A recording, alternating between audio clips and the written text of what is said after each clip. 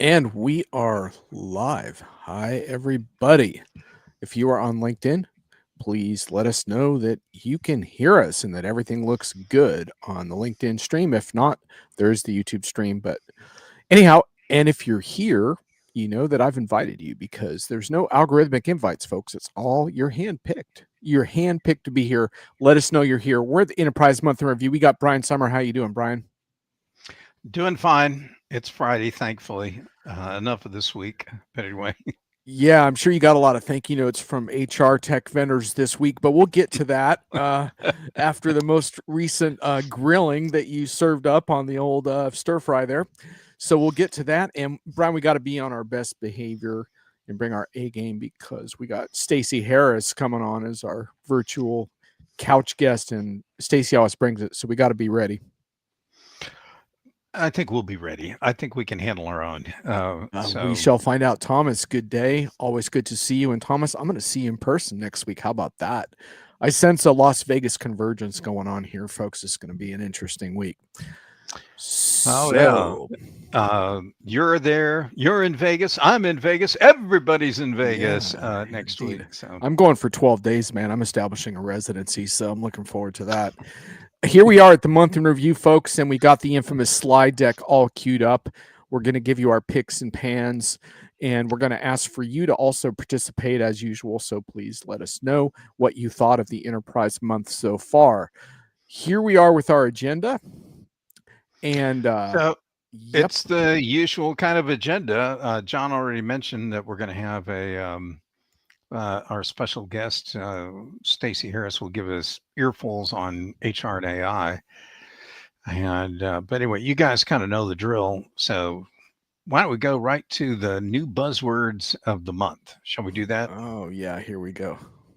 What you got for us? I couldn't pick just one originally when I put the slide together, but I did see this one short consultant's report, and I quit writing after the first like 2 pages of this tome with all the words that we're using, because now we have to speak with intention, and we need to be looking at long tail AI points of view and issues, and we have to discuss how we're using AI to create these high impact domains. I have no idea what bioengineering had to do with this guy's paper, but I can kind of guess where he was going with frontier technologies. And then he throws in this unmutable chain of custody, and I think he's talking about an audit trail, but he had to put it in 50-pound analyst words, so or consultant words, so they can get the billing rate up. Wow, I really want to mute that. I really want to mute that chain of custody. And by the way, does these consultants realize that a lot of people got killed out on the frontier? Frontier is not exactly such a cozy place to be. But anyhow. But there was a word that popped up just this morning, and I didn't have time to get it in the slides, but it may be the best one of the month. And if I could, John, I'd like to tell you all about efficiency theater. Efficiency theater is what you get when you have AI marketers who have nothing to talk about other than productivity and efficiency gains. They may not have an actual product out the door to sell yet, but they are going to put on a great show describing potential someday maybe efficiencies that won't be impacted, we hope, by hallucinations and other kind of problems that go on out there. So efficiency theater, buy your tickets now, get the box seat. You'll really love it. You want to be ringside when you watch efficiency theater come to your doorstep. Unmutable chain of custody. Yeah, there is a law enforcement ring to that, Thomas. You are right. By the way, Brian, one of the things I like best about efficiency theater, and I think I might adopt that, is because the theater implies tough auditions and getting kind of screwed over by the director. So I love the idea. Not only is it efficiency theater, but hey, you're auditioning for your job. How's that? Well, I thought you were going to go a different direction. These are highly emotive AI agents. That's where it's theater. It's pathos. It's overacting. It's reaching down into the bowels of the audience to pull the heartstrings they each have out there. This is how you get the person in the middle. You surround them with AI theater and you make them whole and part of the process. I get the feeling we're going to see some AI theater in Vegas. But anyhow, if you guys have any buzzwords to add to the list for the month, please let us know. Jason, it's great to see you in the chat again. Hi from Dallas. Excellent. Yeah, and immutable, yeah, it does bring back bad crypto memories of so-called immutable chains as well. You would think people had gotten burned enough by that by now, but evidently not. All right, so shall we get into our picks of the month here? Because we need to rifle through these. The big All right. stories. Let's do it. John, what's your first one? All right, well, I have one from McKinsey first. I thought this is kind of one of the important themes, which is, we got Bob. Hey, Bob, nice to see you in the chat. You've done a lot of good write-ups of these watching on replay, but now you are live, so what could happen? Who knows? So one of the things I liked about McKinsey here is that we're starting to codify a little bit more how to get these projects right. Granted, we're still in the early days of actually getting real results from these projects, but it was notable to see McKinsey compile some lessons.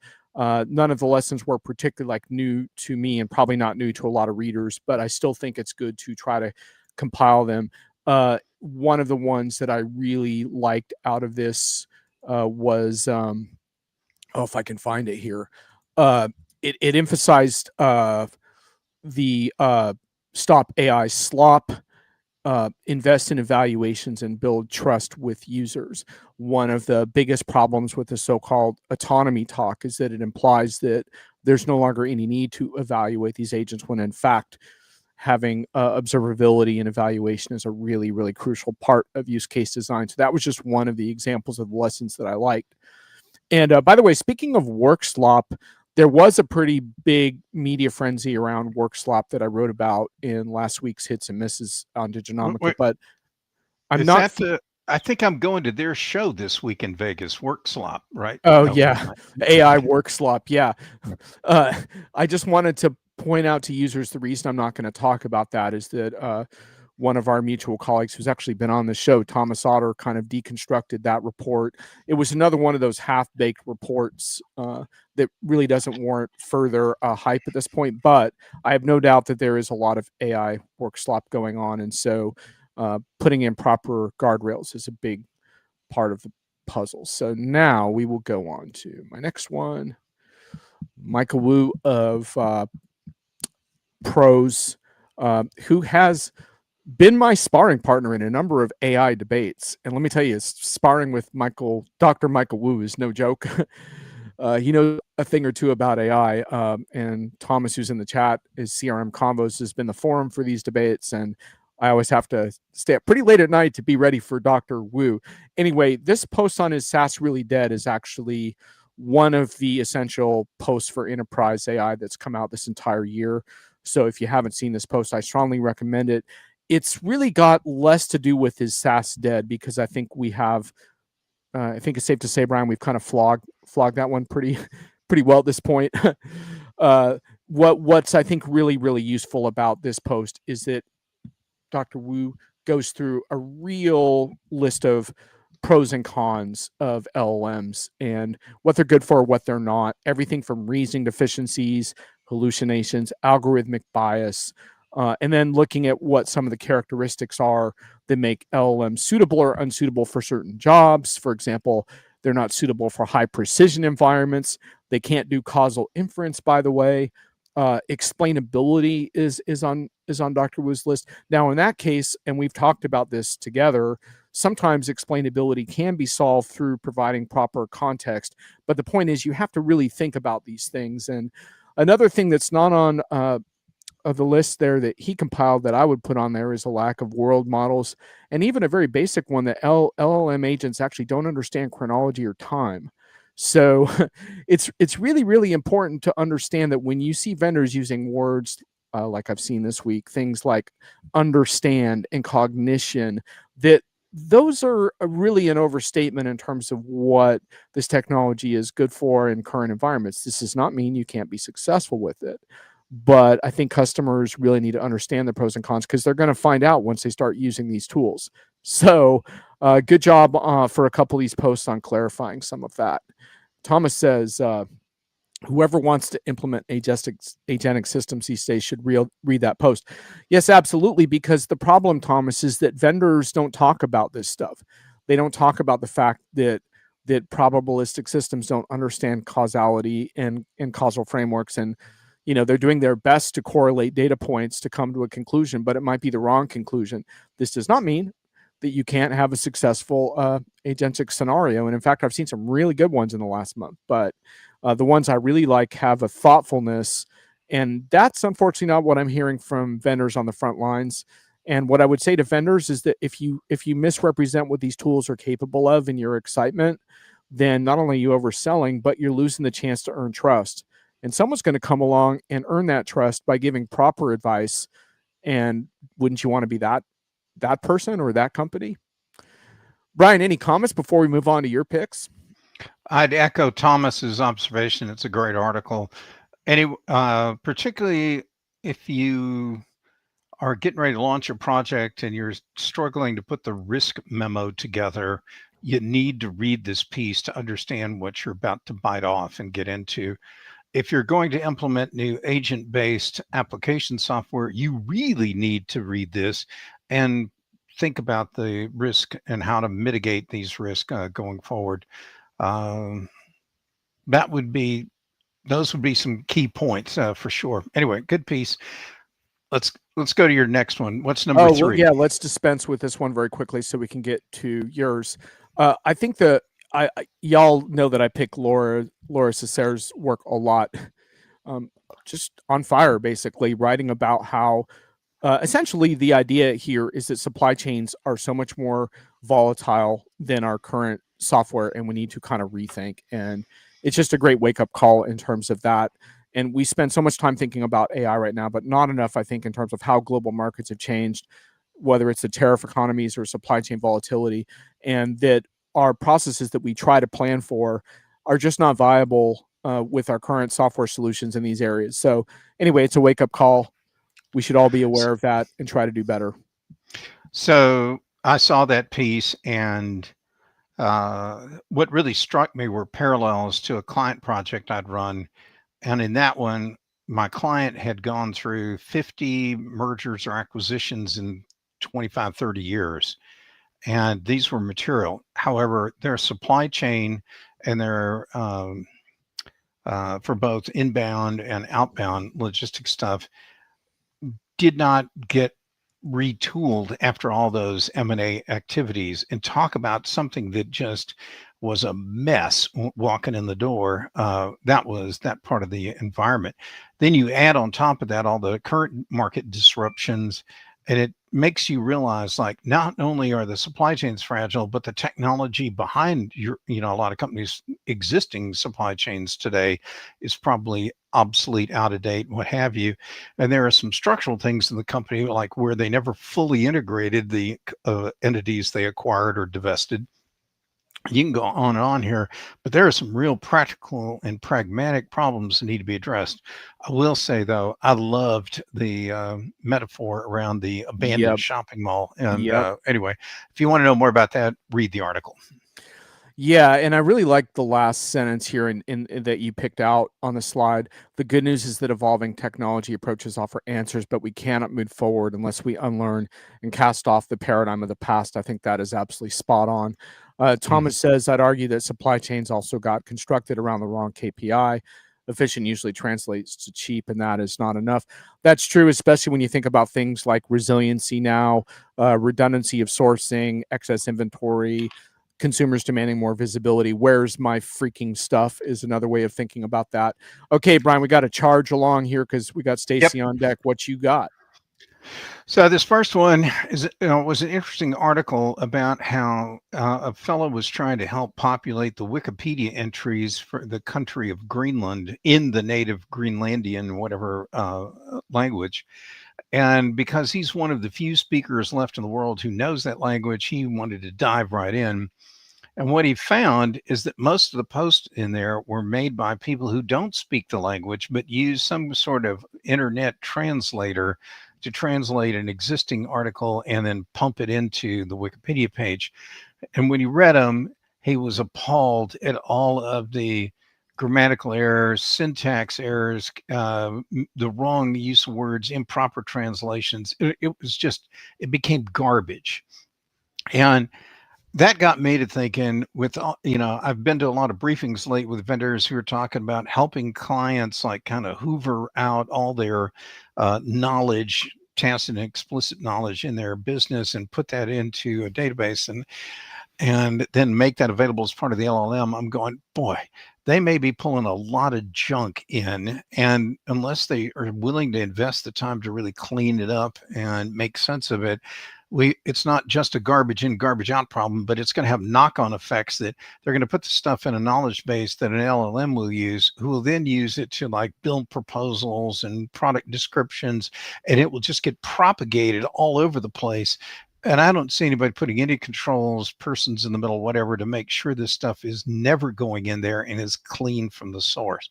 So that to me was the real moral that should have come out of the story. But this guy's example about the Greenland thing was just a great way to showcase how screwed up things are going to get with the data that's being fed into AI tools.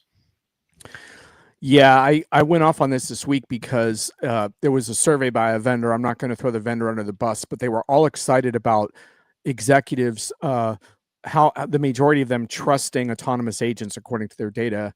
And I said, sorry, but if you trust autonomous agents, Brian, that's not a sign of progress, but actually a warning bell.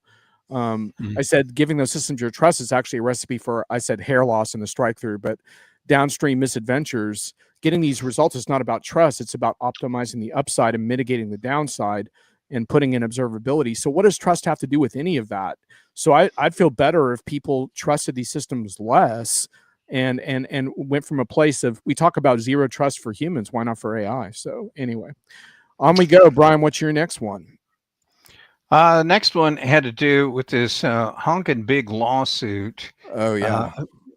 It's an ERP case.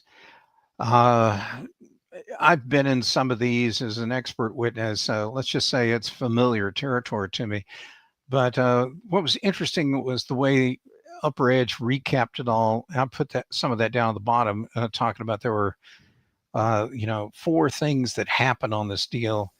But seeing this, I got to tell you that as if you are in the systems integration business, you want to be extraordinarily careful about ever taking on a project where you're sweeping up behind a failed project. And the reason is it may, if there is publicity around the initial failure, even though you're the vendor or the implementer that comes in to clean up the mess afterwards, your name, your company brand, and everything will be associated with this disaster, and it makes the stakes like doubly difficult because you may find out that the client still hasn't learned what they did wrong and have done something to fix it. But anyway, it's an interesting case study. It's worth a quick read. Yeah, it was interesting too because everyone threw Deloitte under the bus when this came out, but I liked how Upper Edge kind of put everyone on the chopping block because you can't spend $172 million and just throw one firm under the bus. There's a lot of accountability here, but anyhow, on we go. Yep. My last one, which I think could be a good lead-in for our halftime show that's coming up in a minute. But this one had to do with Silicon Valley's getting obsessed. And we talked about this on a prior one of our monthly reviews about the concept of the 9-9-6 week, where you work from 9 in the morning to 9 at night, 6 days a week. And this guy wrote a LinkedIn article, a mid-length article, and he just basically slams this stuff. He's arguing, it's not new, but when you get to the very bottom of the text down there, it says, you don't brute force your way to product market fit with 72-hour weeks, and you don't have a great success, and you don't IPO because of these weeks, and nobody, he goes on and on to basically dispute any of the the affirmative kind of reasons that people might justify for this. Let's face it, what it is, it's bad managers who don't know what they're doing, who abuse people and lack empathy. And we could have a week-long discussion about that, but it was an interesting deal to see how Silicon Valley is adopting a practice coming this time out of China that may not be anything you want to replicate. I never told you about this, Brian, and it's worthy of a longer anecdote, but in the 90s, I was forced out of an organization that was acquired by venture capital and against my objections. And I met a bunch of tech bros for the first time who came in and they were like hardcore, right? They worked these 10-hour days and then they went and they played ice hockey afterwards. And they were like super tough, cool, wired guys. They drove that company off the cliff in less than a year. But they worked their butts off on the way off the cliff. So congratulations, guys. I hope you landed at the bottom nicely. Shall we bring Stacey on stage? Are we ready to go? Oh yeah, bring her on. It's the halftime show. Let's get the marching bands going and everything. Put some music, some audio on this halftime show. Wait a minute here. The only Hi, show. Stacey. How you doing?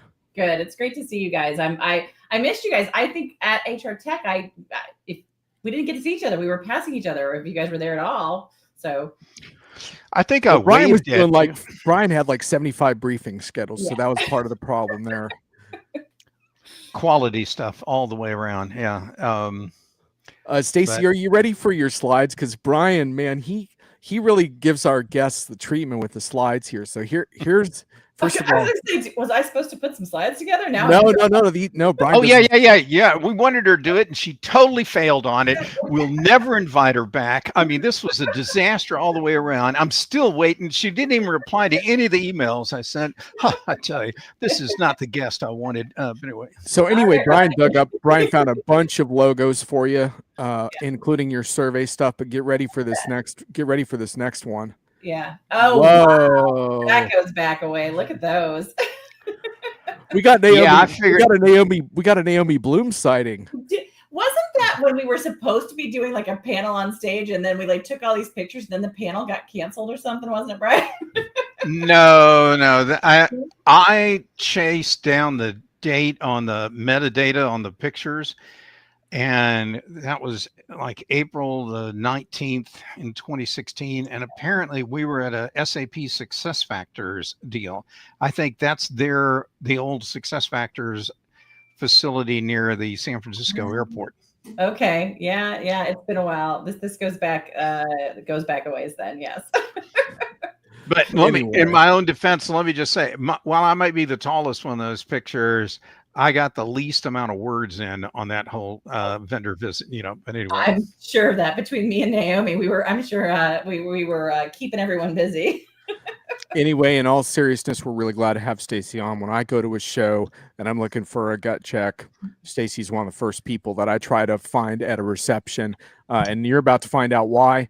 But Stacey, we really wanted to bring you on because, frankly, Brian, he kind of lost it a little bit after going to HR Tech, and he wrote this piece, A Colossal Lack of Imagination. Where's the radical reinvention? All of this. We need a gut check from you. Is this just that they didn't have any Dr. Pepper for Brian, or we got to feel this out a little bit in terms of is Brian onto something here, or did he just miss the awesome innovation that was there? No, there wasn't. I would say awesome innovations is not where we were at HR Tech this year. But I will have to say, I'm a big believer in, incremental movement is a big movement, right? Like we've got to make the small changes to get to the big changes. And my sense is that both this year and last year, it was very much about getting our data and our infrastructure ready to do something big in the next 2 to 3 years. So I'm not surprised Brian kind of went off on all of it. I think the problem is the vendors are hyping before they have anything ready, as we know happens. That is not because they've got to sell something to make money at it. So, I mean, when you look at our stats and our data, we're at 31% of organizations on aggregate this year are saying that they are using AI in some way in an HR systems process or environment, right? Like that's a business or workforce focused process or environment. what that translates to when you talk to embedded AI, which is what we were being shown, right? Like none of what we were seeing is standalone, right? Like but embedded, the highest level of adoption of embedded on an aggregate that we saw was your HRMS. 12% of organizations said that they were utilizing an embedded AI within their HRMS environment. Now, by vendor, that changes. HiBob's was up to, I think Workday, who feels like they're at 80, but our data says they're at like 29%. Oracle told us they were at 60% adoption of AI, and my number's closer to 17%, with 20 people saying they're implementing it, 20% saying they're implementing it. So I think the reality is that people are getting ready for it. That's what I was seeing. Every conversation was about preparing, building, getting infrastructure in place. But I don't know, Brian, if you even saw that in your comment, because I that was a pretty big fail across that screen. Yeah, let's have a look at that pungent commentary. Yep. So I would say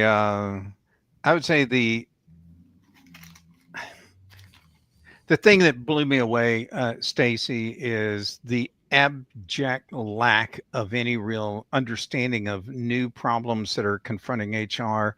Anyone interested in using AI to solve the new problems.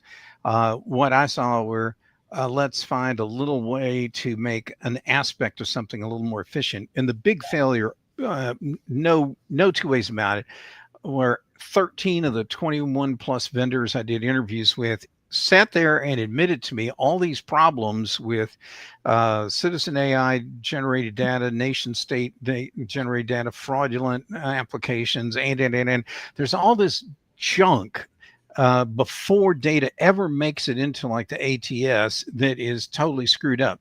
Did any vendor talk to me about doing any comprehensive way to whip up on that stuff so that less garbage makes it into the HR system and you can improve the quality higher? And the answer was absolutely none. I mean, you get somebody sometime who would have a wistful idea. They'd be looking up to the ceiling in the press room and, well, we could maybe tie their stuff to their payroll data, through a third party database to see if they really are a legitimate human being. But that was about it. So that's what really, really got under my skin, was they're talking about putting AI downstream in aspects of something like talent acquisition and recruiting.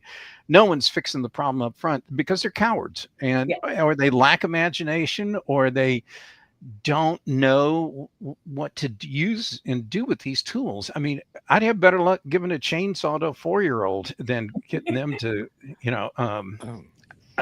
anyway. Tell us how you really feel, Brian. Yeah, I know, exactly. And I okay, I really wanted to fight with you, Brian. We'll have to find something we disagree on, because we're much better when we're doing counter opinions. I don't disagree with you on this. I think almost every vendor I talk to is building the cart, and there's no horse, right? Like they've got this thing that people are going to supposedly use, but the people can't get there. They can't even get their data to it because it's in such bad shape. And maybe I spent more of my time with practitioners this time than I did with the vendors, and that might be part of where my head's at, is that the practitioners are all working on this, and they're doing it without their vendors, right? Like that's the conversation I had, right? I mean, I talked to J&J, I talked to Humana, I talked to who else was at my session? Pandora was at my session, right? There's a lot of really good sort of, I think, professionals who are, every one of them are having this conversation about data integrity, data structure, data cleanliness, and they're all putting in place roles and responsibilities, because their CEOs, they're not taking no for an answer, right? So no matter if the vendors are ready with anything that's of value, the HR professionals are leading the way in this conversation, I think more so than we're giving them credit for. But one attendee to this point just said, why are all these vendors turning the ATS into a dumpster? In fact, an ever larger dumpster. I mean, when end users can see the same problem and your vendors, dumpster is my data lake, Brian. Right? It's funny how that works. Hey, can we field a question from Jason here? Do you think the candidate pipelines and resulting hiring processes improve or deteriorate in the next 2 to 3 years? I as in candidate pipelines, as the kind of data we're getting through the candidate. I assume he's kind of talking about something that I bang on a lot about, which is why can't we use these tools to find more and better people and bring in better talent? Well, first we'd have to make sure we were talking to people and not bots, right? So Yep. I was just in did a CAB event, customer advisory event for a large compliance vendor this week, and I talked about like what are you looking into in your room, and more than half of them, which was very large companies, raised their hand that they were looking for products that would detect humans in that candidate process, right? So some sort of validation that I'm talking to the right person, or I've got the person who interviews is going to be the same person who shows up. Something that does that sort of 360 double checks to the license, right? So to your point, the cleanup, Brian, I think, and yes, they do not want the vendors to touch this. They don't want the vendors to be the place where this is where we aggregate our data. It is all about aggregating it and doing a better job at it inside our companies. But yeah, I think the next 2 to 3 years, the candidate pool will become a mess, because I don't think we're going to know who is who, because the market is going to be filled with a lot of fakes, right? Brian, that's right in your wheelhouse. I'm sure you have something to say on that. I'm not as optimistic as Stacey.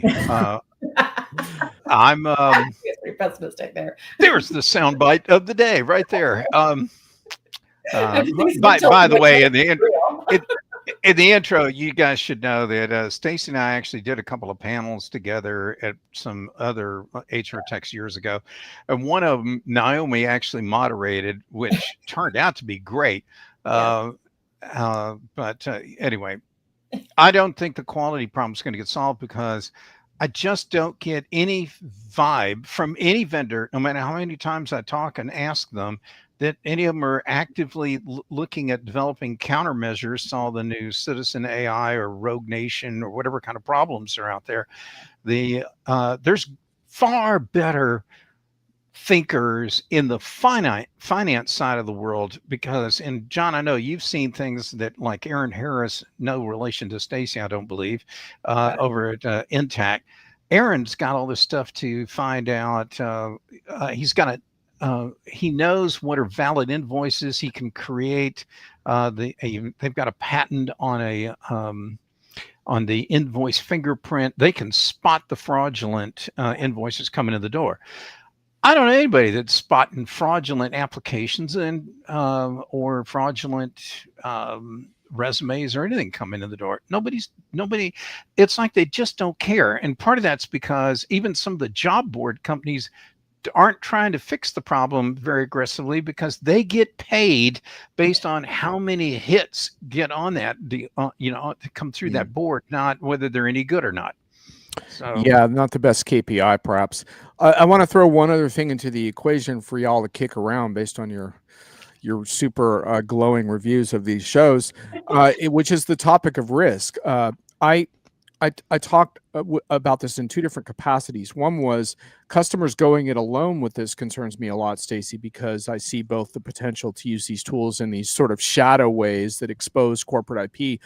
But I also think a lot of these AI infrastructures are too difficult for individual companies to manage. Now, granted, a couple of those you rattled off, I think, are big enough to probably handle it, but getting these architectures right involves a lot of complexity right now, and especially in terms of moving data securely around where it needs to go. So that's one thing. But from a vendor side, I'm really concerned about this right now, because HR is fascinating, where you can have what I would perceive as very low risk and very high risk activities all in the same menu of agents that a vendor is releasing, and yet they don't make any distinction between the two.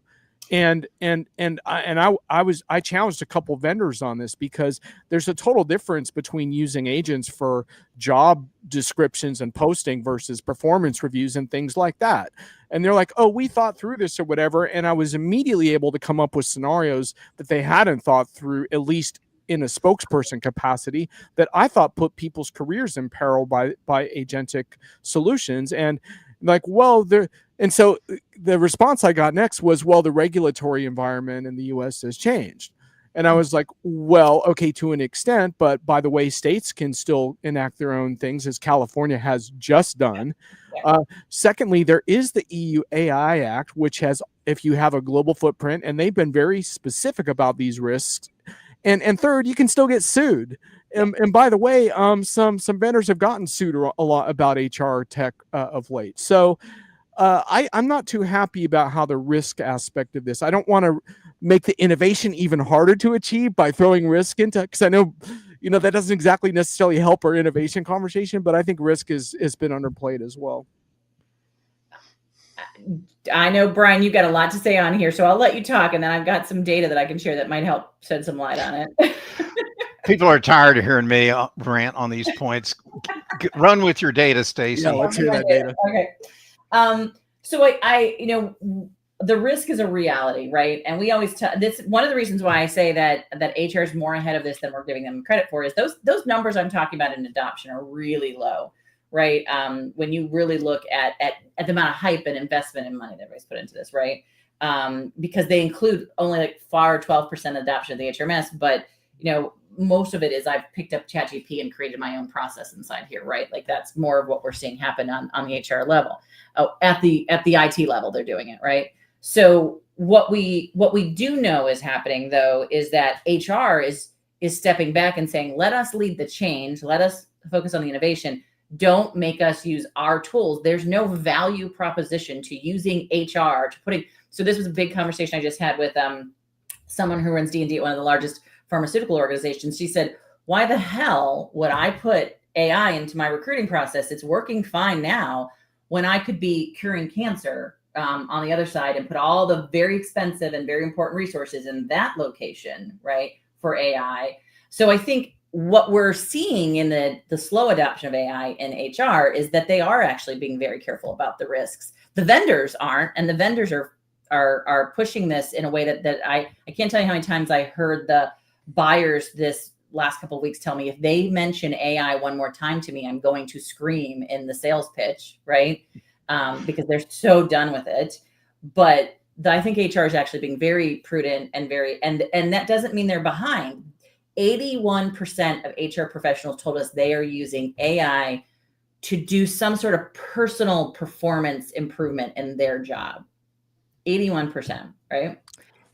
I don't want to foster disagreements between the two of you, but I do feel like I sense a slight one around your defense, Stacey, of a more deliberate, thoughtful approach, and Brian's restlessness for innovation. I could be wrong, but I feel like there's a little tension there. I'm trying to bring it out, but I don't want to get you guys to fight for no reason.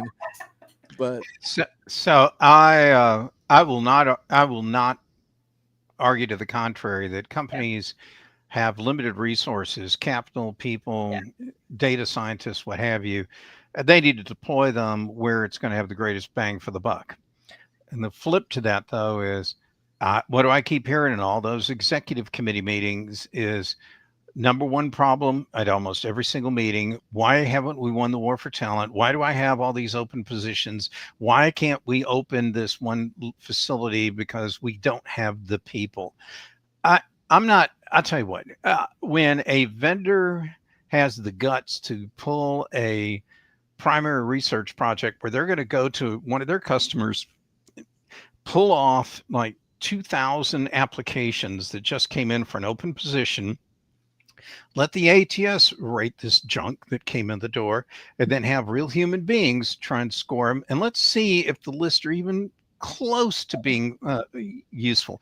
Because I guarantee you, the ATS is going to take all that drivel that's got all this hyper perfected AI massaged stuff that makes everybody look like the Superman or woman of job applicants when they're just junk or imposters or whatever. And they're going to push all that garbage up to the top. And only then will employers finally realize, the recruiting teams, maybe this tool isn't what we thought it was because the times changed and our technology didn't. And that's what's the problem, So Well, anyway. No, you're right, and I think HR is going to go around a lot of stuff because of that. So I think it is. Someone just asked, 81% may be a lot of Gen AI versus agentic. No, completely. Only 4% of organizations told us that they were using agentic AI to do any sort of HR service delivery at all. Right? 81. That 81% is I'm using my version of ChatGPT or my version of Microsoft Copilot to rewrite my email or to reorganize my priorities or to build a PowerPoint. That is exactly what that is, that 81%. But I want to counter something you're talking about, Brian, which is the talent war issue, right? We have, like, you can say that all you want right now, right? But if reality is, when we go into these companies today, they are more focused on how much they can cut costs and increase revenue, which is their two primary drivers right now, than getting innovation actually done. And this is my biggest pet peeve with all the businesses right now, is that they all talk innovation, but the two things that they are saying is their biggest priority for how they're getting business done is that they are trying to increase revenues while they're trying to decrease costs. That's what they're looking at as innovation. That's not innovation. That's the same old thing we've been doing for the last 50 years that hasn't been working, right? You know, it kind of reminds me too. I feel like we're having a slightly different version of that supply chain deserted shopping mall conversation, but in an HR context, right? Like that the circumstances around how to be successful in HR have changed so dramatically, including all the bot applications. And Brian's written a lot about this, the thousands of influx of bot type candidates, and yet the influx of automation, and yet you still need certain talent profiles, and yet those talent profiles have shifted a bit, right? Where you need a different type of worker, arguably, that's probably a little more adaptable, a little able to move between roles, a little more fluid. That's a lot to ask, I think, of both the humans in HR, but also the tools they're being provided with. Yeah. The other data point that I'll throw at you guys to see maybe if this is also part of the issue, because I think you're right. It's a lot to ask of AI. It's a lot to ask of humans to kind of think about a role or a person who can flex, especially with current regulations, because I'm not allowed to hire for future. I'm only allowed to hire for current. Well, if I don't know what that current actually looks like, my assessment model gets really weird really fast. Validating that I'm hiring for the right thing is hard. A lot easier to do internally, by the way, which they haven't figured out, because if internally, I have a lot less regulations for moving people around than I do externally, right? So the idea that I can cut and hire people is just not the smartest thing you can do right now. But what I will say is that this idea of that we can rethink the idea of innovation inside of our organizations, remap the where HR can sort of be a more valuable partner in the organizations.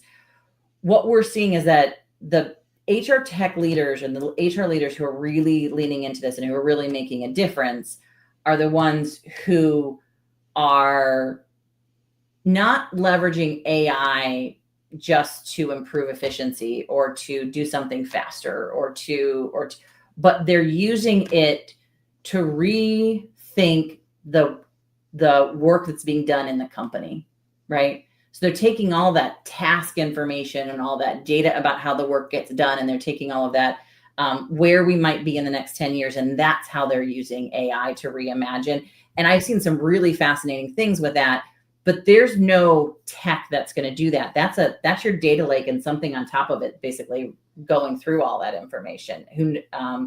And I don't know, Brian, if you think there's even a tech that could get to that conversation, right?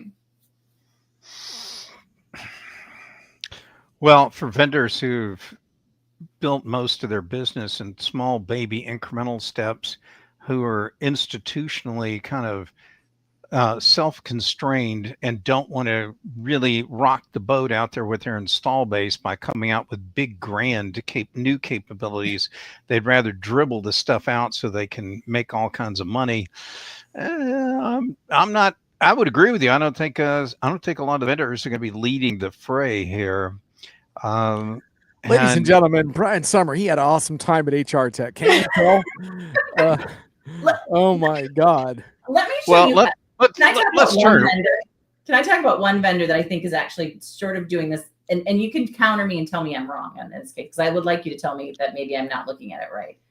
So there's one vendor, I'll mention them because they're new in the market. It's Origin, who showed me 2 weeks before HR Tech, maybe 3 weeks before HR Tech, how they were taking all of the benefits contracts, all the benefit paperwork, and they were taking AI to read all of that information and reimagine, basically give you now a brand new look at what your global benefits looks like, because it wasn't going into any of your existing databases. They just bypassed all the junk that you got inside your system, and they're going right to the contracts, which is the final piece of it.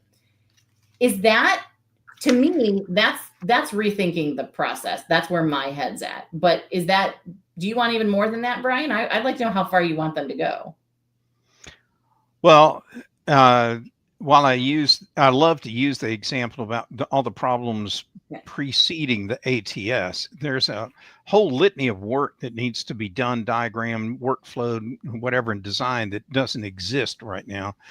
I saw some who are sitting on great piles of data that could be deployed more aggressively in HR world. For example, you can use IP addresses to find out, like, is the job seeker who's in Belarus, that's where they applied for the job, applying for a full-time in-office job in Akron, Ohio.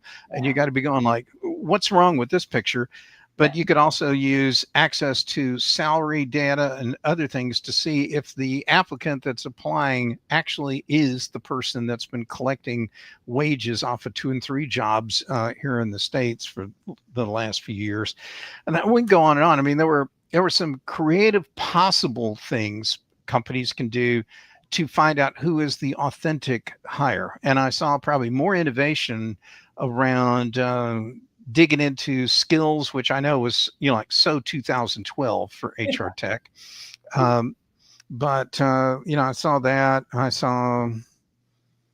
I did see some things, but I made him say he saw something, John. Yeah, I know. I actually have a good one I'm going to share, but before that, I want to just address this point from Thomas. Countermeasures to citizen AI will only initiate the next iteration of that vicious cycle. I don't totally agree with that, Thomas. I have documented a number of customers that have created what I call like secure, safe experimental sandboxes for employees to develop their own solutions and iterate upon them. And I actually prefer that a lot to more than the AI first mandates. And so I'm not saying that solves the citizen AI problem at all, but I think giving employees secure ways they can experiment with these tools is a doable thing and doesn't necessarily create a vicious cycle. As far as my own experiences, Brian, we talked about this, but I did a couple of next gen tech videos because I rebooted my whole thing, because occasionally I do see something that I like, and I really liked Chime Workplace, and I saw them at Workday Rising, and they integrate with Workday, but the concept of employee financial well-being is their focus, and they want to try to reduce the stress that employees are experiencing financially through a bunch of various resources and tools that can help them to do that, and over time guide them into a more sort of growth-oriented instead of paycheck-to-paycheck approach to their finances. And I really like this because it's expanding the scope of what an employer is responsible for in terms of what their workers need to feel a sense of well-being on the job. And I used to really look down on the well-being stuff, but I don't anymore, because I think workers are under assault from all sides right now. And they're looking over the shoulder at the bots and so-called digital workers that are, supposedly there to help them, but hey, they might replace you too. Who the hell knows? Like, what kind of a work environment is this that we're creating for people? Like, and so I really like solutions like this that are more on the side of giving employees more safety and advocacy and a feeling that they matter. And so even though there was almost no AI attached to that I could see at that moment in time, I really like that. So there's one. Yeah. One out of your 7. I think you kind of like that realm of solution. Didn't you look at a few vendors that were doing that? I saw some, and I actually did a write-up on Chime Enterprise yesterday or day before yesterday. I had to send a chunk of it off back to their CEO, Jason Lee, just for a fact check on a piece of it. But I thought it was interesting because they're using, they're leading with empathy and not with some kind of, I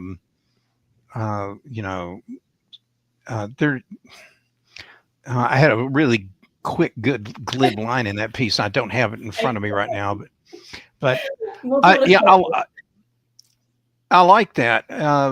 They've got a lot of the right kind of things to help a significant portion of the economy in the United States. I'm going to turn and talk stats instead of Stacey, but there's something like 79 million frontline workers in the U.S. market alone, which is actually bigger than the salaried market of job holders. Yeah. And that's always been a frustrating thing for me, because when you look at the, again, back to recruiting talent acquisition modules, from all the vendors, 99% of all their functionality is targeted towards frontline workers, even though that's the cool thing to talk about right now. You couldn't swing a dead cat at that show without somebody either saying AI or frontline worker. Those were omnipresent at that event. But if you're going to sell to frontline kind of solutions, then I think you need solutions like Daily Pay, Chime Enterprise, and others. What did I screw up there? Sorry. No, I was just going to tell users, don't bring a dead cat to a show. That's an advanced technique only for the most seasoned. It gets attention. When you start swinging that, people are writing things down and tweeting like crazy. It gets the social media lit up like nobody's. That's the efficiency theater we were talking about. Indeed, it is. See, I would say let's go with not a let's swing at a dead cat. Maybe we're swinging a dead ERP system. I mean, let's go with something that's a little more interesting, right? Sorry. But I do want to mention real quickly with what you were talking about. So you're right. Jason Lee originally, I think he was one of the original founders for Daily Pay as well, right? Back in the day. And then yes, he was. Yeah. And Daily Pay had some interesting conversations as well this week on sort of how they're thinking about coaching and mentoring around that idea of the on-demand pay conversation. We haven't seen on-demand pay grow more than it's kind of stuck at 12-13% in adoption in our data set. And part of it, like the number one reason it doesn't get rolled out is because leadership doesn't think it's necessary. Again, leadership on the side that they have plenty of money to go into work every day and don't need to take a bus or whatever it is. They're the ones who say that it's not necessary. We all know frontline workers think that on-demand pay is very critical for some of the needs that they have individually. But I like what you're saying where the Chime is heading. He briefed us on that 2 years ago when they were early. Are they still doing the idea of sort of building out retirement with sort of a model that's not quite money based or whatever, right? I think that was the win for me, is when you start giving frontline workers more autonomy over not just their awareness of financials, but ways to save money that doesn't feel like it's taking money out of your pocket. Those are really powerful tools, right? Indeed. Apparently the snark part of our comment section has come alive. Yeah. Well, it's diminishing returns on a Friday, folks. But I think we can squeeze a little more essence out of this before we completely lose it. Thomas says, he clarifies his past comment. Employees do need secure spaces for AI. His comment was more about countermeasures in the form of more tech and the ATS to avoid AI optimized or written applications. I think Thomas is getting at an important point here, which is like the sort of escalating bot wars on both sides, right? As employees learn how to harness these tools, and employers do too, do we just have bots talking to each other? That doesn't seem like it's going to solve Brian's talent dilemmas at all. And I think I think that's a reality, and it's already starting to happen from what we're seeing, right? Like people are not finding value in some of these checkers because now everything sounds like it's the same. So it's commoditizing basically the idea of the data that you're putting into it. I think we're seeing the flip side of that, maybe not quite yet, but we will see the flip side of that on the skills conversation, because at a certain point we will all be looking for the same skills, which means we will be missing because AI is driving that conversation, not human beings, and we'll be missing sort of that secret individual conversation that we need to have about maybe we don't need everyone who's critical thinker, because I need someone who's just going to come in and crunch the data all day long, and if the critical thinking is the thing I'm looking across to everybody for, I'm going to miss that one person who's just really good at crunching the data, right? I really think we run a real risk of flatlining all of our data in all of our businesses because AI isn't going to be unique per business, right? Yeah, Jason's chiming in. He worries for organizations of scale and how they'll combat these massive pools of AI generated quote unquote talent. So yeah, I don't think there's any easy solutions to that right now, eh? Stacey, can I ask you? There can real be quick, some that are if they're creative. But anyway, go, John. Yeah, Can I ask you real quick, Stacey? What is your take on? Have you looked into it all? The AI interviewer interviewing the human candidate. Have you delved into that at all? Do you have a take on that? We've looked at them. I will say they're not showing up anywhere in the research yet. But I looked at a couple of them. We looked at a couple of reports on that. It is my take on the AI interviewer is actually a regulations take on it, right? Which is we give humans not a ton, but a little bit more leeway in what they can ask of a candidate through the regulations here in the United States and in Europe, right? They're still held accountable to no bias, to not asking inappropriate questions, all that kind of stuff, but they get a little bit more leeway. Assessments are not. Assessments have to be very much tailored towards the job, and they have to be held accountable to all of the legal requirements of what the internet regulations basically said in the 90s when they came on board, which is that it has to be someone who's applying has to be actually somewhat in the realm of that job, so that all these thousands of resumes don't get sort of seen as a possible candidate, right? All of that hits even more powerfully on a AI generated interview. So you have to be as tight as you are with your assessments with that AI generated interview as you do, and that you don't have to be as tight with a human being. And if that AI generated interviewer is not careful about what they're saying, because again, you don't know what they're going to say because it's going to morph every time because it's slightly different because we don't know what comes out the other end. You could end up with a legal ramification where you're being held accountable to the level of assessments, but this person talked like they were a human being, right? Did I just scare you guys? No, that was interesting. Thanks for that.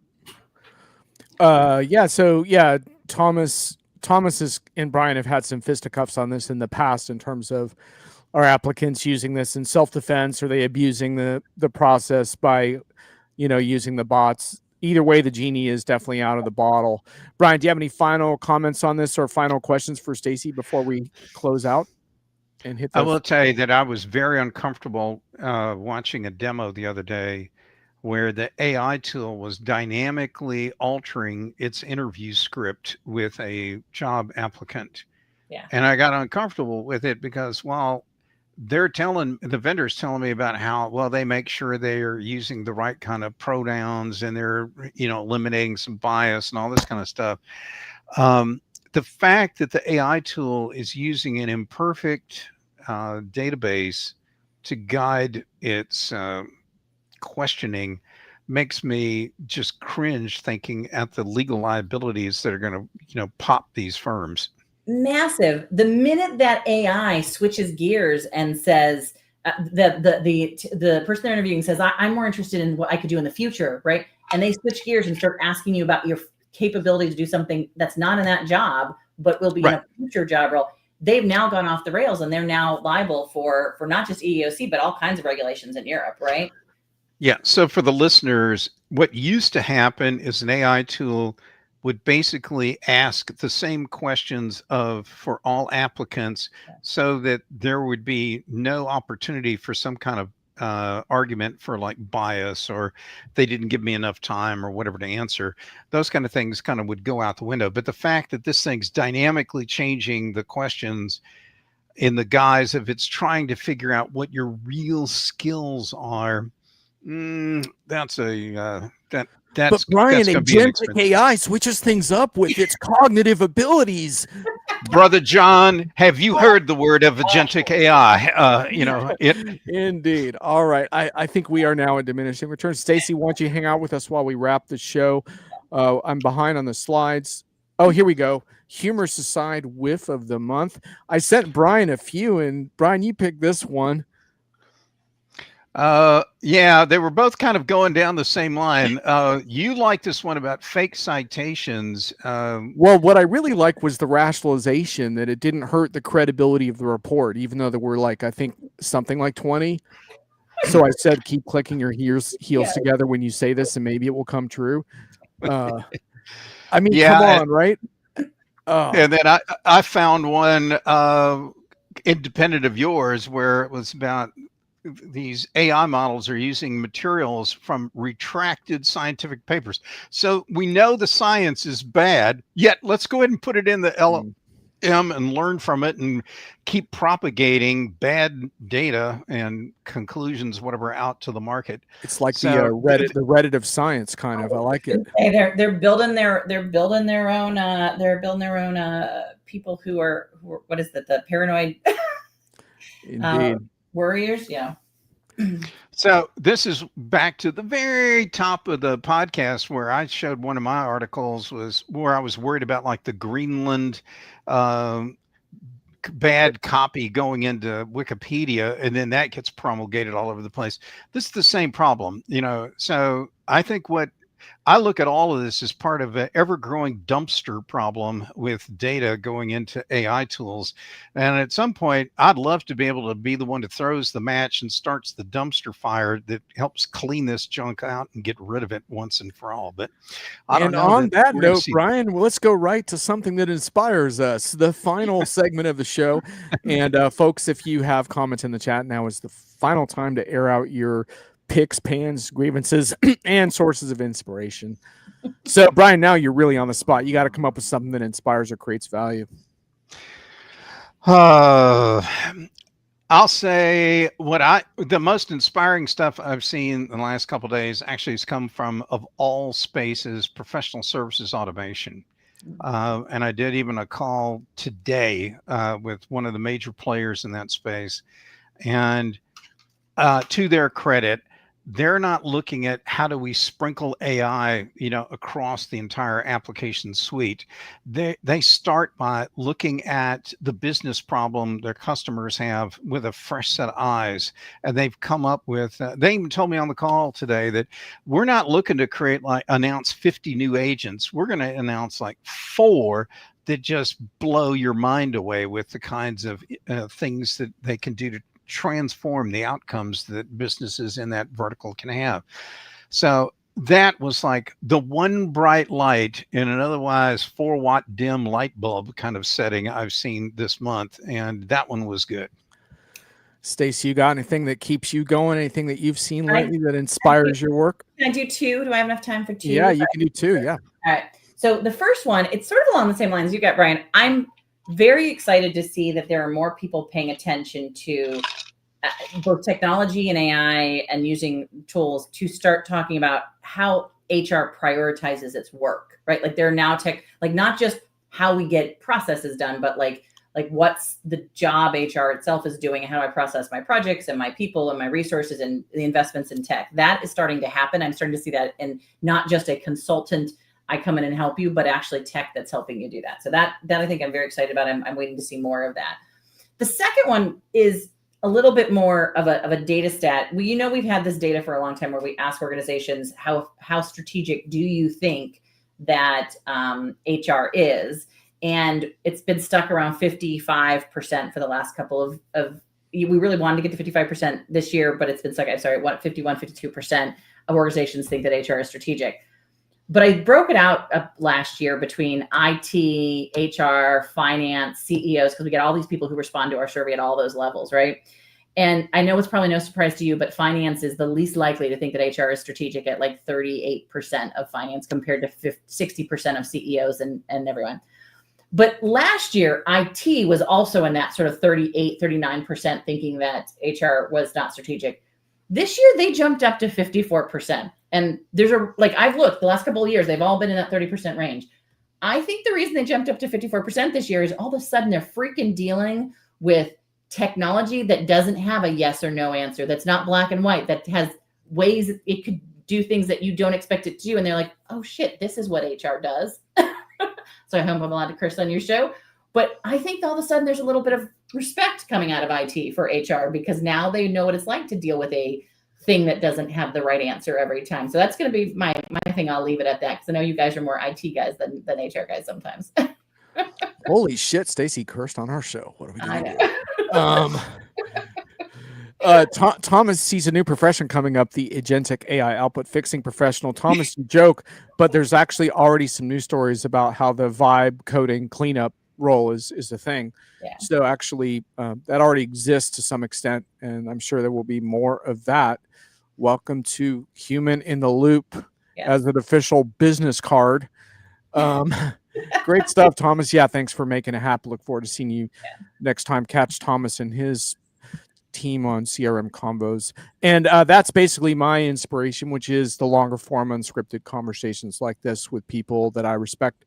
Thank you both for that. That really makes my whole week. And as long as there's an appetite for conversations like this, I think there's hope in our industry. If we're just going to revert to posting memes on TikTok, then I think I give up. Frankly, I can't win. I'm screwed.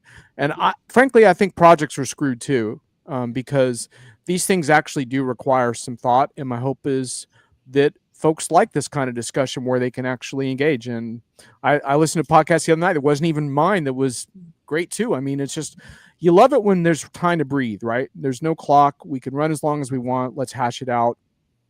To me, that inspires. So thanks for making it happen, guys. Appreciate it. Thank you for having us on. Thank you for having me on. I always appreciate it. I have fun with you guys. Yeah. You really add some spice to our conversation. Because Brian and I, man, we argue about the same thing all the time. So this is better. So, okay. Bye, everyone. I'll see you next time. We'll see you on the road. Laters. See you guys in